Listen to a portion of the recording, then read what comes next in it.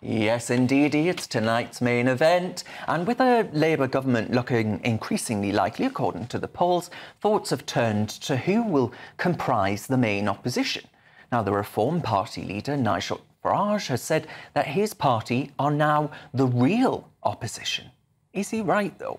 Time to call out the AA, because Albi Amankona and Alex Armstrong are all set to go head-to-head on this, the Saturday scrap. Seconds out, it's round one. Away you go, Alex. Well, look, it's pretty obvious, isn't it? The Reform Party is surging in the polls. It's not only taking votes from Labour, but it's also taking a lot of votes from the Tories, at least 20%. I think that margin is quite a lot higher.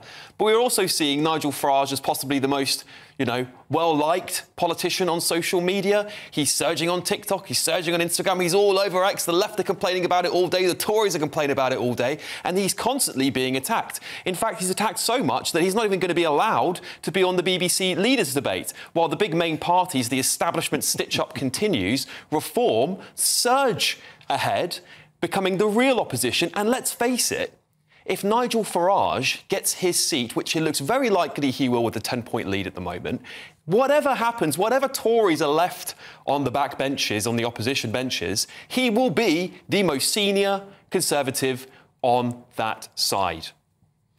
Right. Well, there's all sorts of people that say the word senior Conservative. I'm still not really sure what it means, whether or not you're talking about Nigel or whether or not you're talking about me. People have called me a senior Conservative. Oh, you wish. So I'm not really sure what all that was about. But the simple fact of the matter is, Alex, the first past the post political system makes it incredibly hard for Nigel Farage to be the leader of the opposition.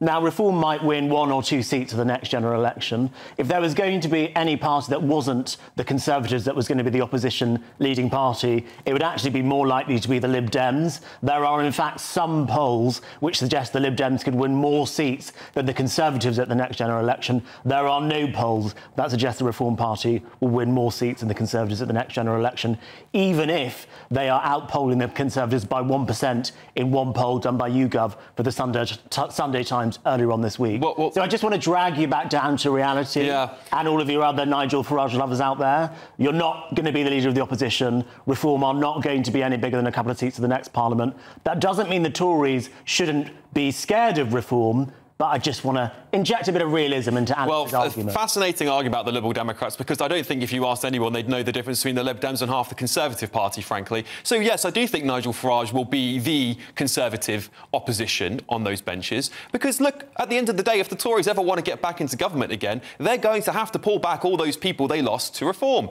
And let's face it, Reform voters are spread out across the country. They are the second place in most red wall seats. The same people that Boris Johnson won over, that the Tories over the last few years, people like Rishi Sunak and Albi, have completely forgotten about because they didn't want them in the party in the first. Well, policies that you endorse, like uncapped immigration, for example, Albi, which red wall voters. Okay,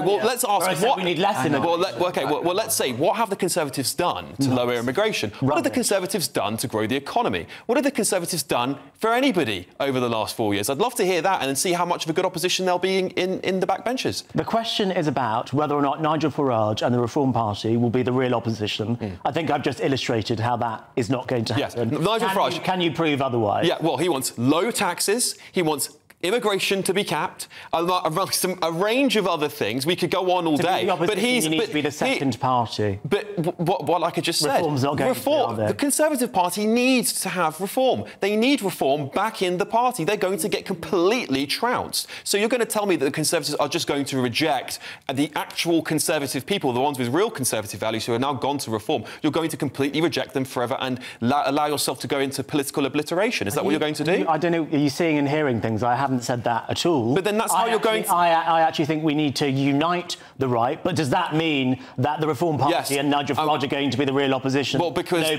won't be the second Reform party. And the Tories will have to become the same party at some point if there is any chance of the Tories getting back in. So, yes, in some ways, they will be the opposition party. But, as I said, Nigel Farage will be the most senior and well-known Conservative figure on those benches. And most of the Tories surrounding him, Priti Patel, Suella Braverman, are going to gravitate to him. They're going to vote together. Let's see what happens. All right, let's have a look at what Benjamin Butterworth thinks, because actually You don't like either of them? No, I mean, I note that you're both dressed in black like you're at a funeral. You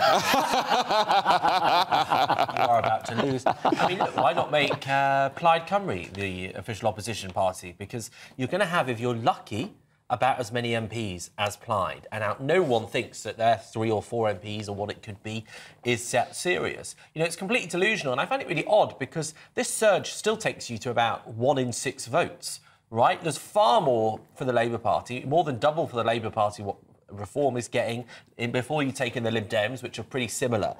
So the idea that the country is crying out for it and that the popular will is for reform is. But if we're talking about opposition in particular, Benjamin, not actually who's going to govern the country, but at least in this election, who's going to be the opposition? I agree with Lord Cameron of Chipping Norton when he says, and other people say, that elections are won from the centre.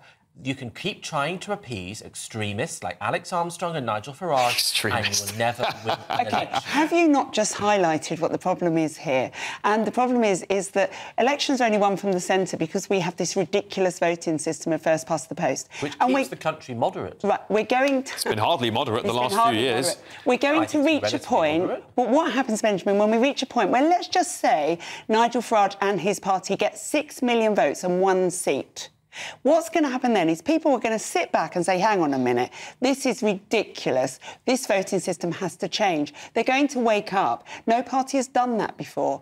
You know, they might get the same votes as the Lib Dems, and the Lib Dems get 60 seats and they get 1. But it happened with the SDP. And then the voting system didn't change after the SDP Liberal Alliance back in the 80s or whenever it was. This isn't the first time we've been in this position where there's been a third party that's been polling very well in the 20% region. I think the SDP got in their heyday, and it only translated into no seats, in fact.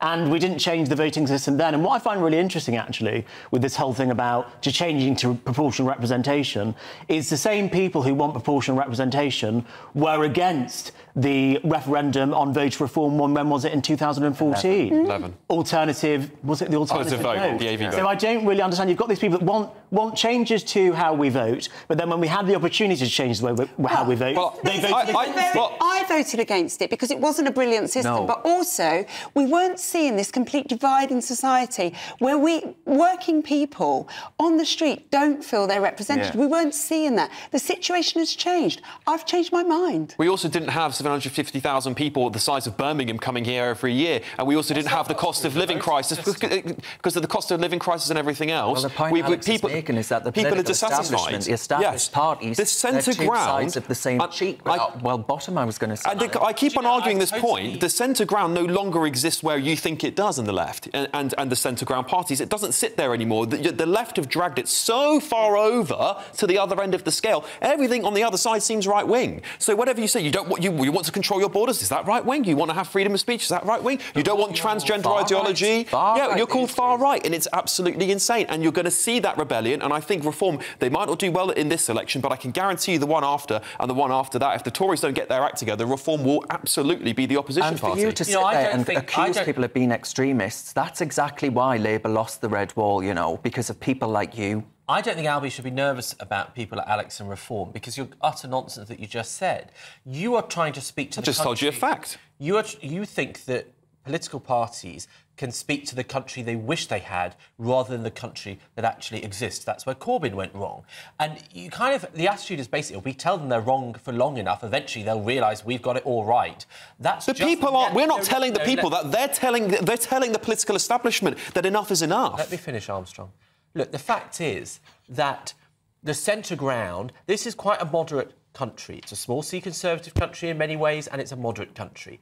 And I like first past the post because it makes it very difficult to have any outcome other than a strong government. The reason Britain has been prosperous and successful and stable and never had the kind of dangerous... And stable and successful. Our economy is growing 0.1% a year. Relative to the rest of the world, we are. Of course we are. And we've had pretty good growth with the exception of recent years. And dropping. And that is because our politics stays in a similar place. The fact that... And it's failed to keep us in positive figures. Far more people in this country like moderate Labour and moderate Conservative views than like your view is an endorsement of this country. But we'll see. We'll see how much longer that goes on for. We'll see. Whether that's true. Well, we Indeed, will, we because will. you're about to have the biggest Labour landslide in history. Well, for example, The lowest turnout. the polling suggests people actually massively reject votes at 16, votes for children, for example. There's Yeah, the political you get one. class not speaking our language. There you go.